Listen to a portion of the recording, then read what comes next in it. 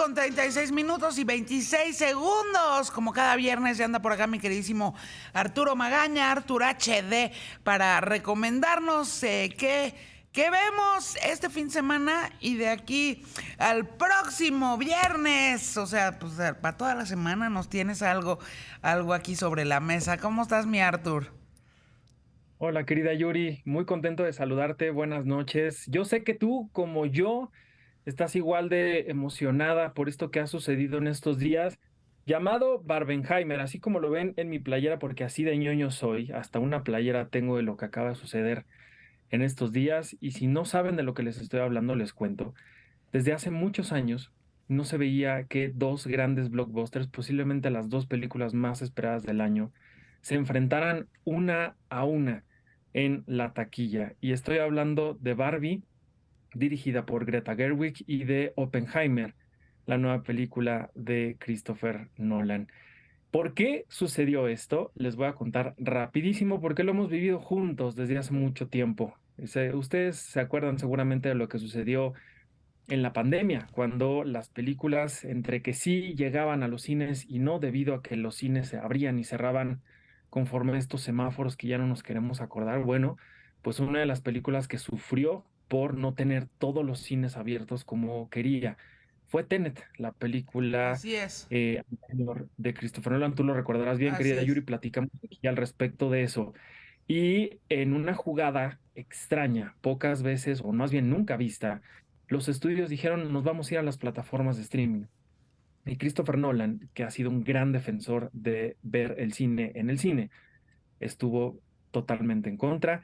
Y fue una discusión tan fuerte entre él y Warner que al final decidieron separarse. Fue una de esas rupturas tan grandes y tan fuertes en la industria, casi como el divorcio de cualquier pareja que ustedes puedan imaginar de la industria. Bueno, pues así fue el tamaño de la ruptura entre Christopher Nolan y Warner.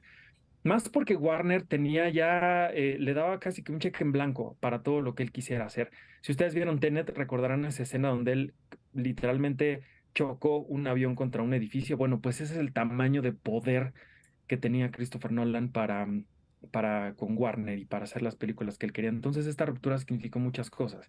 Y él ya había anunciado el estreno de Oppenheimer el 20 de julio en la mayoría de los países del mundo, el 21 de julio, o sea, hoy en Estados Unidos. Y Warner, pues dijo, bueno, ese día nosotros vamos a estrenar Barbie, la nueva película de Greta Gerwig, que además, pues no tengo que decir por qué es tan esperada.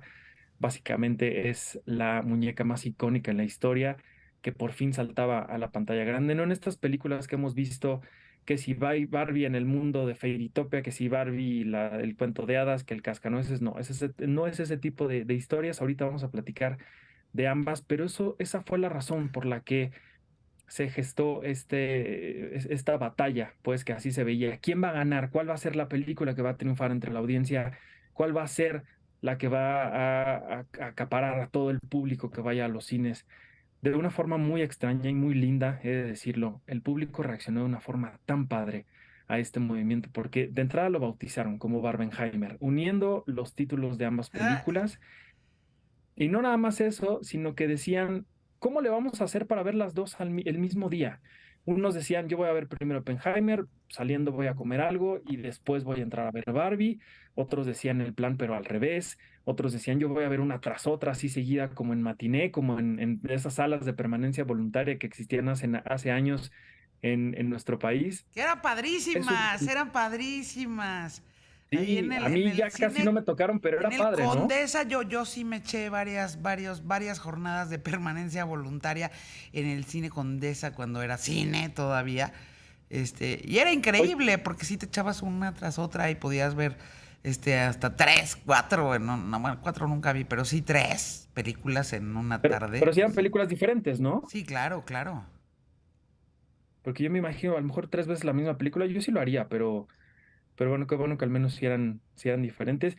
Y eso es lo que te digo, esto es lo bonito que está generando este movimiento, que la gente está más que peleándose una o por otra, están diciendo vamos a ver las dos y además vamos a disfrutarlas y las vamos a compartir con todo el mundo. Y creo que si bien Christopher Nolan no salvó al cine en esos momentos de pandemia, ahora creo que lo está haciendo un poquito, pero de una forma compartida con Greta Gerwig, con Barbie y también con Misión Imposible.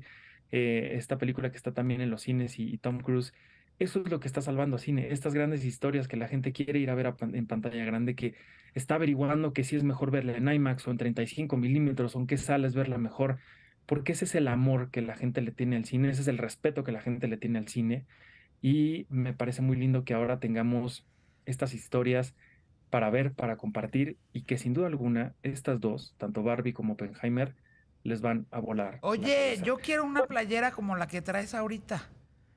Pero te la mando a hacer porque esta yo me la hice, ¿eh? O Ay, sea, ¿en ese es mi serio? nivel de ñoñez. Yo me la hice. Sí, sí, sí, sí. Pero te mando a hacer una. Ah, está increíble, está increíble. Está Tenía que vestirme divina. Oye, para. y nada más, pues dinos qué tal cada una. Es lo que. Pero con cuál quieres que empiece? ¿Con Tú Barbie con o la con que quieras, Oppenheimer? con la que quieras.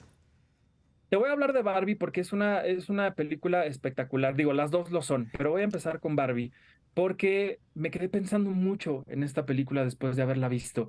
Me quedé pensando mucho en lo que significó para mí como hombre, y lo tengo que decir así, ante una película no feminista, pero sí femenina, en el sentido en el que a partir de este personaje icónico, esta muñeca, la más importante en la historia de la humanidad, que siempre le ha dicho a las niñas que ellas pueden ser lo que quieran ser.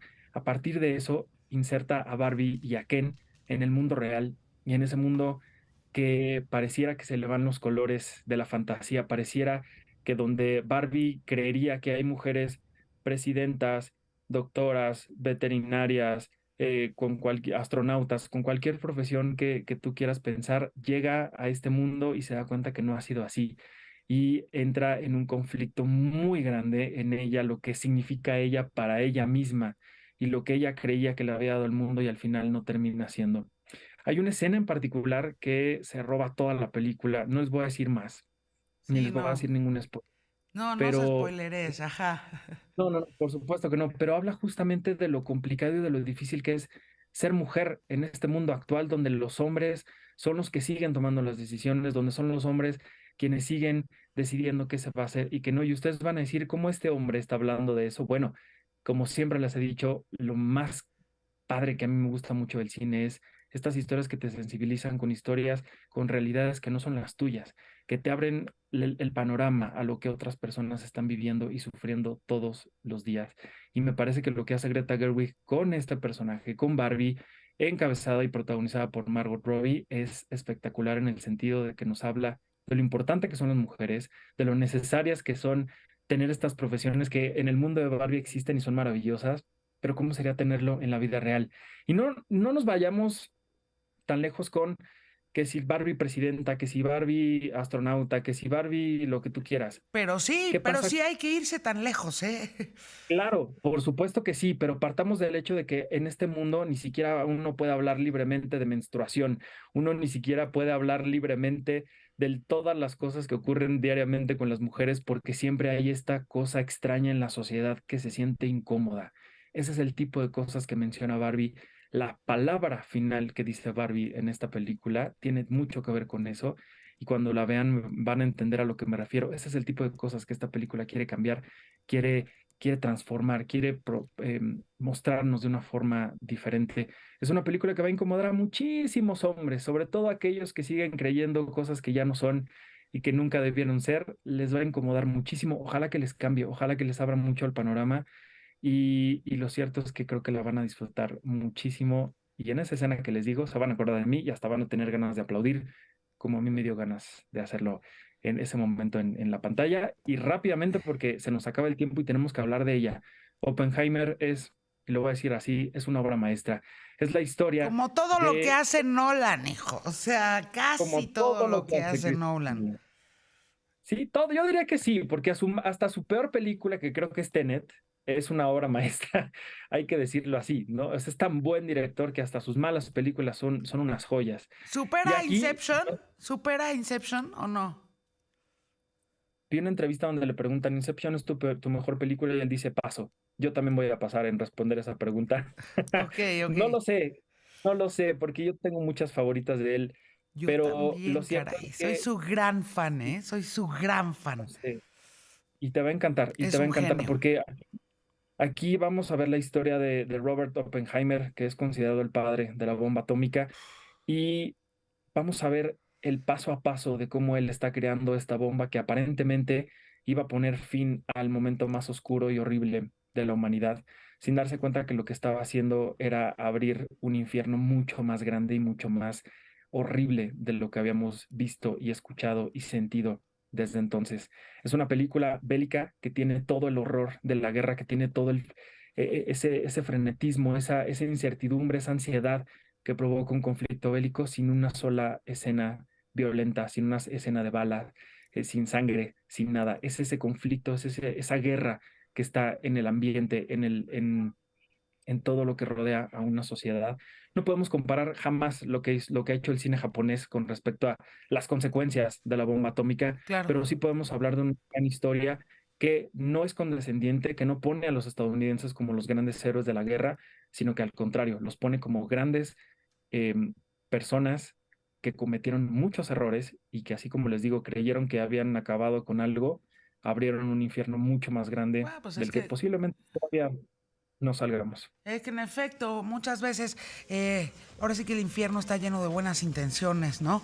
Exactamente. Y creo que me muero de ganas, no he visto ninguna de las dos, aunque no lo creas, mi Arthur, no he tenido Bueno, chance ni tiempo de ver ninguna de las dos, pero por supuesto que no pasa de este fin de semana de que yo las vaya a ver. Qué delicia que esté ocurriendo esto